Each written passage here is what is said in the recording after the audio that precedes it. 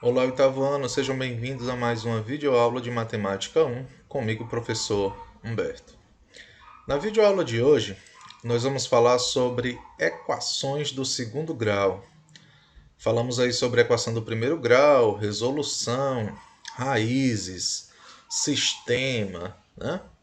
Hoje nós vamos falar sobre as chamadas equações do segundo grau.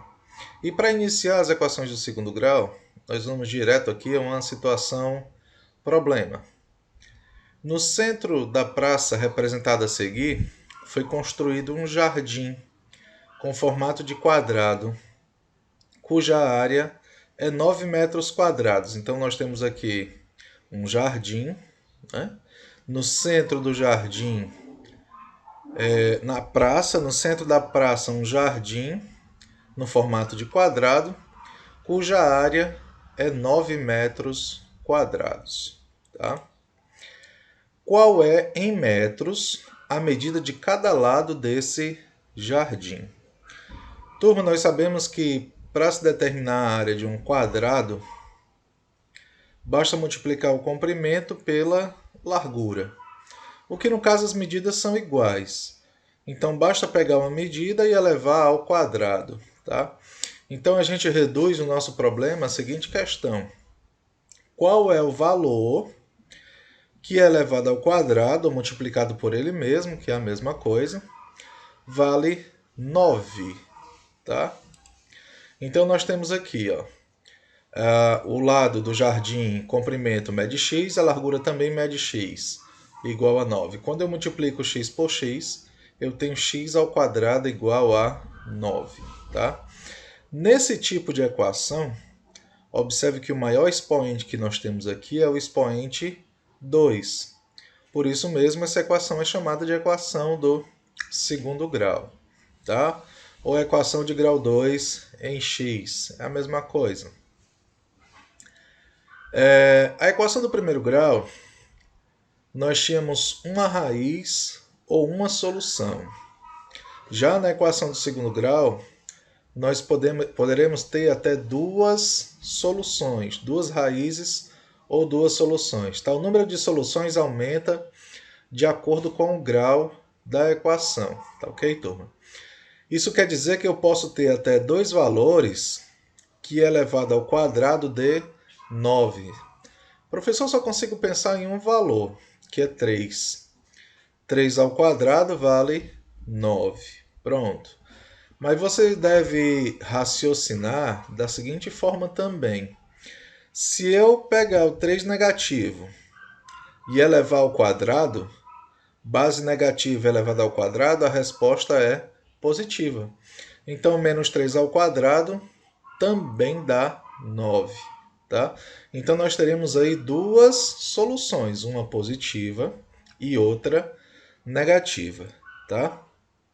Se vocês quiserem usar, ao invés do raciocínio lógico que a gente acabou de fazer, quiserem usar álgebra, né? A gente pode fazer assim também. X ao quadrado igual a 9. Esse quadrado, ele se anula com a sua operação inversa, que nesse caso é a raiz quadrada. Raiz quadrada e quadrado são operações inversas, significa que elas se anulam, tá?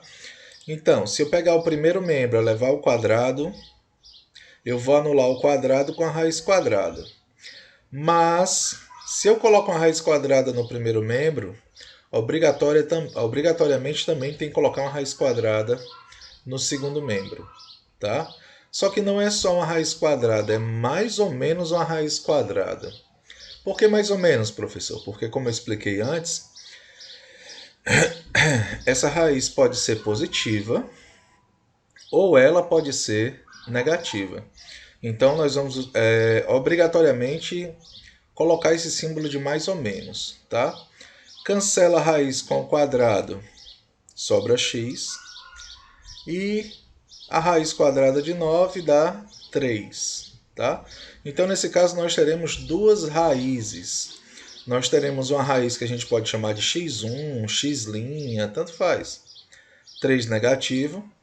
E uma segunda raiz que é x2 ou x duas linhas, que são esses dois tracinhos aqui, igual a 3. Tá ok? É claro que nesse caso em específico, nós estamos falando de área do quadrado. E não cabe a interpretação aqui de medida negativa por o lado do quadrado. Então, nessa situação, a única solução aceita seria 3 positivo, tá certo, turma? Só para a gente observar que isso depende de cada caso, tá? Nesse caso, nós devemos considerar apenas o valor positivo, pois trata-se da medida de um comprimento, o que não pode ser negativa. Quando nada for dito, nós devemos considerar os dois valores, ambos os valores. Portanto, a medida do lado desse jardim é 3 metros. Nesse tópico, estudaremos apenas as equações do segundo grau do tipo ax² mais b, ou seja, um termo elevado ao quadrado e um termo independente, que não tem letra nenhuma, é só um número real, tá? A e b são constantes, valores reais, sendo que o a não pode ser zero. Vamos ver alguns exemplos desse tipo de equação aqui que eu acabei de mostrar para vocês. 3x² mais 2 igual a zero. Nesse caso, o a é 3 e o b vale 2. 1 meio de x² igual a menos 5. Nesse caso, o a é 1 meio. E o b vale 5, positivo. Positivo por quê, professor? Porque quando eu passar esse 5 negativo ao primeiro membro, ele vem positivo, tá? O a é 1, que multiplica o x² aqui é 1. E o b vale menos 16. Quando esse 16, que está no segundo membro positivo, passar para o primeiro membro, ele vem negativo, tá? x² menos 3 sétimos igual a 2. Nesse caso, a vale 1. Esse 2, quando passar para o primeiro membro, ele passa negativo. Então, quando eu resolver essa fração com esse número inteiro, né, pode tirar um MMC, pode fazer método do balão, que vocês já viram no sexto ano. Isso aqui vai dar menos 17 sétimos, tá ok? Então, o valor de B será menos 17 sétimos. Lembrando que vocês têm que resolver aqui, passar tudo para o primeiro membro para deixar a equação desse tipo aqui. Ax² mais B igual a zero, tá ok? Eu vou resolver aqui a primeira questão da atividade para ajudar vocês, já que é uma novidade, equações do segundo grau, a determinar as raízes dessas equações. Como não tem nenhuma situação geométrica aí aplicada, né, são só equações puras, então provavelmente nós teremos aí duas raízes, tá? Então no item A, x² igual a 1. A dica que eu dei é raiz quadrada no primeiro membro e mais ou menos uma raiz quadrada no segundo membro. Cancela a raiz com o quadrado, sobra x. A raiz quadrada de 81 é 9. Então, x igual a mais ou menos 9. O x' 9 negativo, o x duas linhas 9 positivo. Professor, posso trocar os sinais? Pode, sem problema nenhum, tá? Eu costumo organizar minhas raízes colocando a menor primeiro e a maior, no caso, por último. No item C, x² sobre 2 igual a 18. Esse 2 que está dividindo, eu vou resolver como se fosse uma equação no primeiro grau, né? Esse 2 que está dividindo vai lá para o segundo membro multiplicando. Então, 2 vezes 18 dá 36.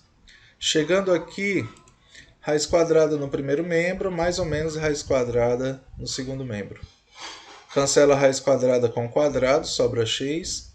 A raiz quadrada de 36 dá 6. Então, x' é 6 negativo, o x duas linhas 6 positivo. No item B, x² mais 3 igual a 147. Vou passar esse 3 que está positivo ao segundo membro negativo. Então, x² igual a 147 menos 3.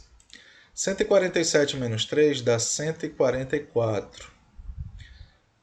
Raiz quadrada no primeiro membro, mais ou menos a raiz quadrada no segundo membro. Cancela a raiz com o quadrado, sobra x. Raiz quadrada de 144 dá 12. Então, x' é 12 negativo e o x duas linhas 12 positivo. Tá?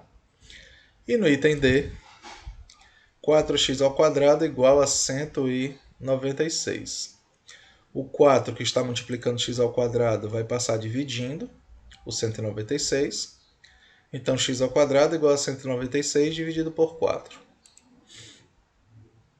196 por 4 dá 49. Aí eu coloco uma raiz quadrada no primeiro membro e mais ou menos uma raiz quadrada no segundo membro. Cancelo a raiz com o quadrado, fica x, e a raiz quadrada de 49 é 7. Para o x' o valor negativo, menos 7, 7 negativo. Para o x duas linhas, o valor positivo, 7 positivo. Tá, turma? Então, observe que as 4 equações do segundo grau aí que nós estudamos, todas elas, né, possuem duas raízes.